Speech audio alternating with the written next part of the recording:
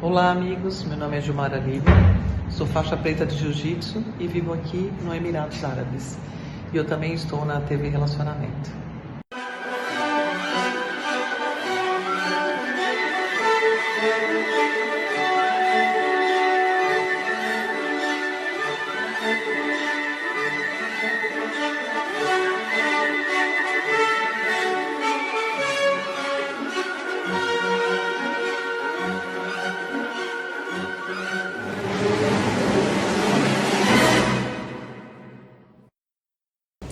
Olá, internautas, iniciamos mais um programa Quadrinhos para Quadrados Redondos.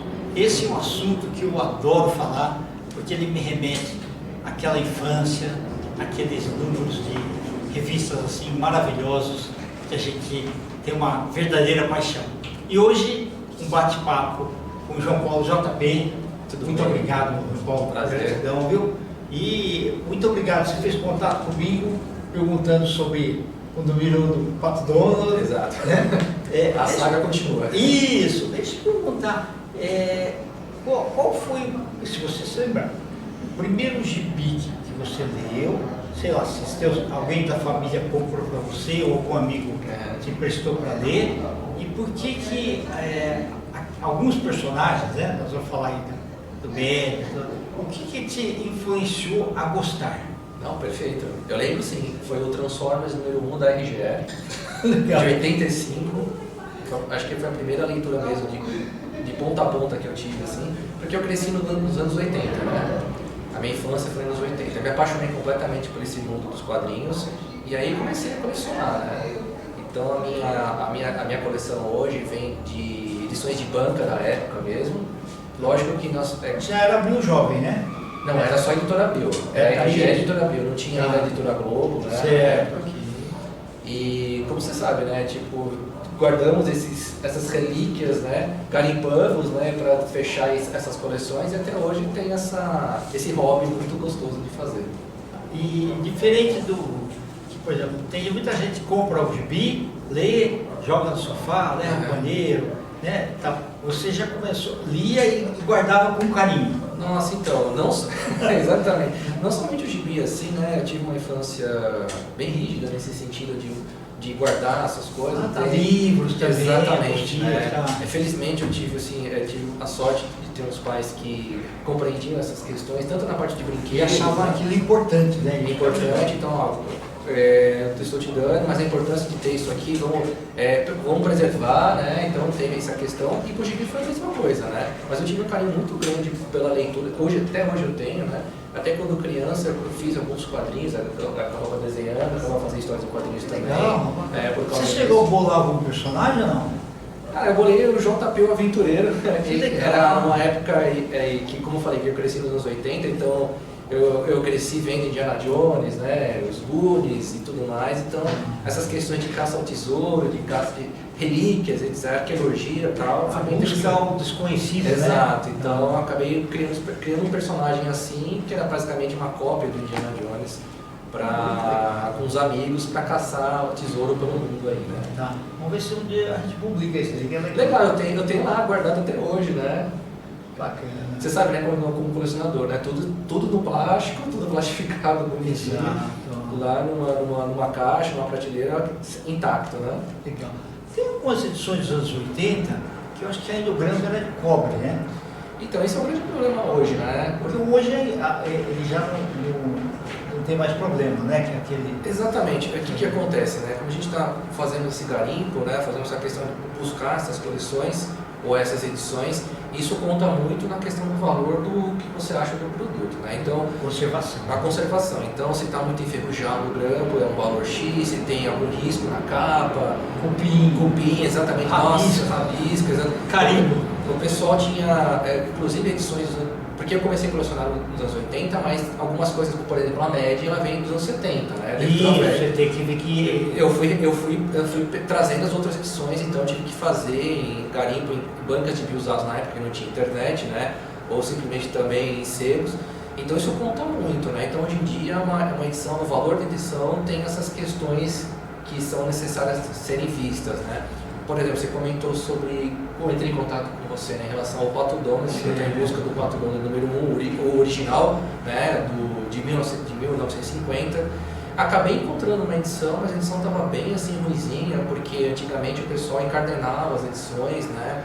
E tinha que refilar um pouco. Exato, então acabaram cortando assim a edição, e fora disso eu também vejo muita característica dessas edições dos anos 50, 60, que o pessoal assinava na capa, carimbava o nome, e isso assim acaba perdendo um pouco a qualidade e o valor da edição, né? Exato. Mas assim, gosto muito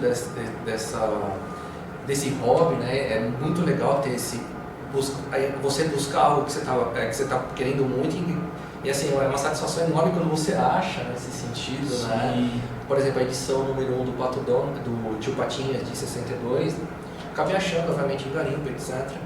Tá intacta lá, em 3 plásticos guardados, sacos plásticos assim.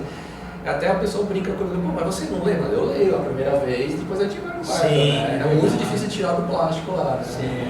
Mas é interessante que Disney, eu adorava muito, principalmente aquelas histórias dos escoteiros mirins. Sim, E que tem um manual, né, tem um manual e ensina lições de civismo. Né? Ensina Exatamente. aquilo que também deve ser feito, valores para preservar. Tem uma história que me marcou muito, que foi assim, o Pato Donald, ele é um carteiro, ele está levando correspondência e começa a nevar muito. Aí ele falou, eu vou pegar esse negócio aqui, não entregar. Aí ele vê uma foto de um pato, uma foto não, uma estátua, né?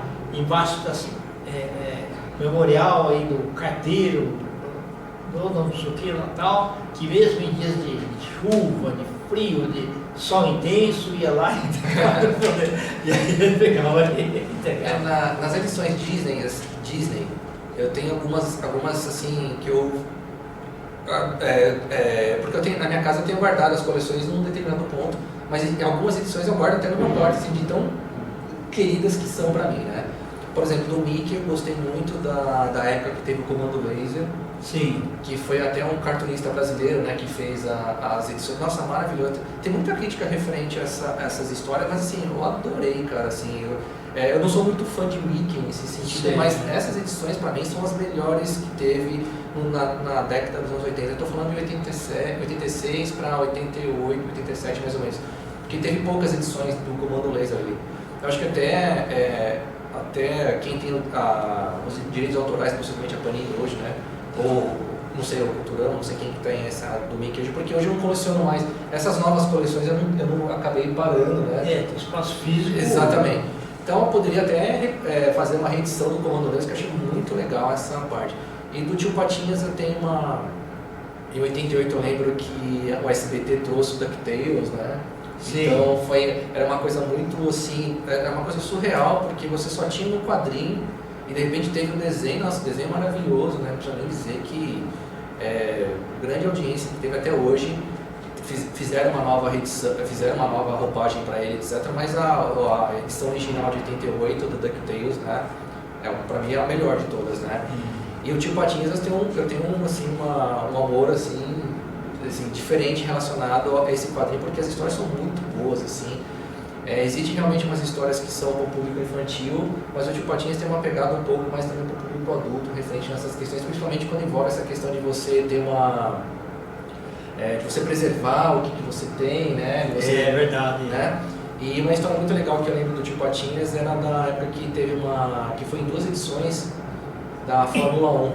Ok. Ele comprou um carro totalmente ferrado, porque ele não queria gastar dinheiro, ele queria participar da Fórmula 1.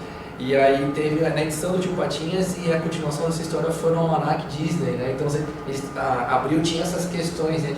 Se a história era muito boa mesmo, começava uma edição, aí a continuação vai ser no outro gibi, aí você comprava o outro para fechar. Exato. A história era muito legal, cara, era muito bom. Você sabe que teve eu achava assim, histórias muito criativas. Então teve uma ocasião que o Guinzazinho e o Luizinho, sobrinhos do dono, precisava de dinheiro. Então eles vendiam limão na rua, só que ele falou, vamos lá no soltão ver se tem alguma coisa. Aí acharam lá algumas coisas velhas e tal, puseram na calçada para vender. Eu falei assim, não, essa cadeira assim não vende. Aí puseram uma plaquinha assim. Napoleão quase sentou nessa cadeira. Eu achei muito criativo, né? Achei fantástico. Das minhas edições também, a gente está falando muito do mundo Disney, né? Mas a gente não pode esquecer também do Maurício de Souza, né? Exatamente. Grande ícone brasileiro. Também eu tenho as edições da Turma da Mônica, mas como a gente estava conversando antes, né? São muitas edições, então eu acabei me desfazendo de muita coisa nesse sentido. Então hoje eu coleciono só edições raras. Estou falando das primeiras edições, de número 1 a 10 praticamente. Ok. Assim, todas originais da Abril, né? A Mônica de 70, Cebolinha de 72, se não me Até engano.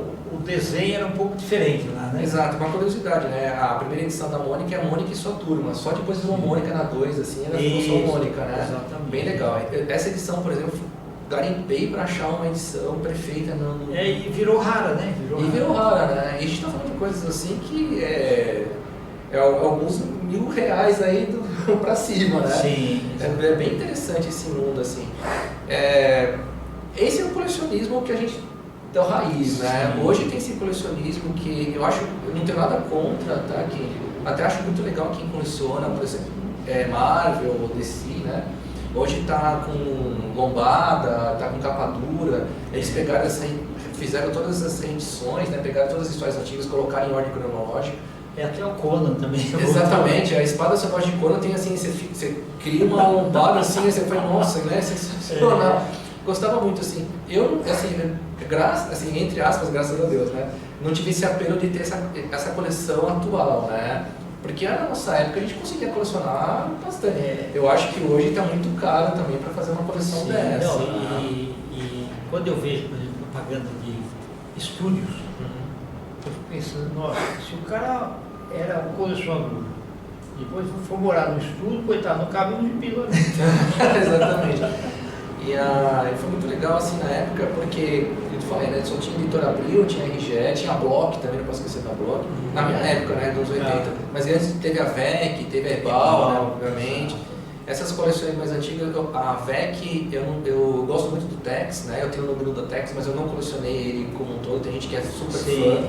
Me perdoem, tá, galera, mas assim, é que é por causa do espaço mesmo. E a capa mais impressionante mesmo, o signo da serpente, isso. E a VEC eu tenho um apreço por ela por causa da MED, né? Porque toda a minha paixão de quadrinhos foi por causa da revista MED.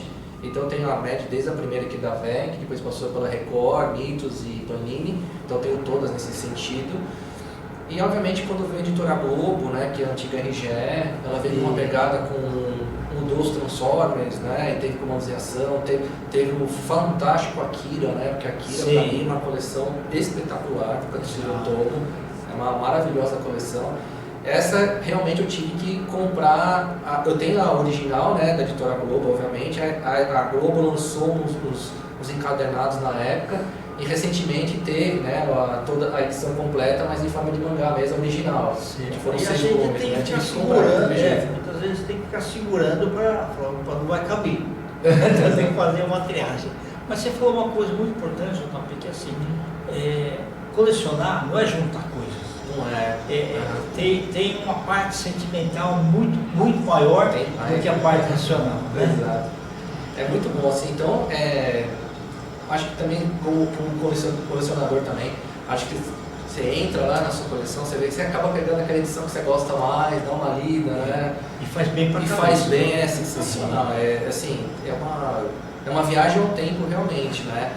Então assim, como a gente comentou, né, o material antigo, né, não é tão bom como o material de hoje, então tem que estar bem conservado, dentro do saco plástico. Tem essa questão do grampo, né, que comentou, mas tinha formatinhos da Abril que era uma lombadinha, né? Só que essa lombadinha a cola desgasta, a folha acaba caindo. Tudo isso para colecionar, né, você tem que estar bem assim, tipo, bem centrado, ter os equipamentos em lugar certo para armazenar, senão realmente a edição vai se acabando ao longo do tempo. Por exemplo, essa edição que eu tenho da Mônica número 1 tá em 3 plásticos, 4, assim, porque legal. Eu não sei o que acontece com o papel dela, que ela, né, mesmo preservado, parece que vai sumindo, assim, não pode né? pegar muita luz direta. Exatamente. A MED tem muito isso da VEC, tá? As primeiras edições são bem assim, nesse sentido, parece que a tinta tá se dissolvendo, assim, mas é sensacional, né? Legal.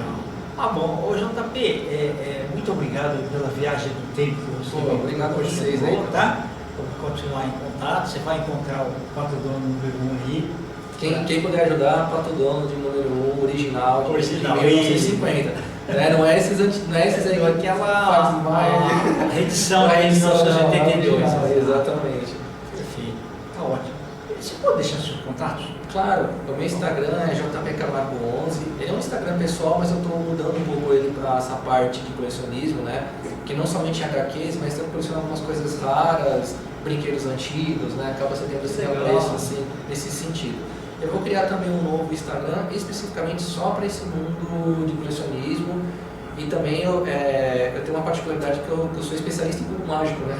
Também falando sobre isso. Ah, que bacana! Então, aquele que gira lá? Exato. Que então, legal. inclusive no meu Eu Instagram nunca já fui bom naquilo, né? são algoritmos ali, Sim. né? Então eu ensino como que... Tem bastante vídeo na internet como montar isso. Só mais um aí ensinando... Foi uma febre nos anos 70, né? Foi uma 80, febre, né? Exatamente, né?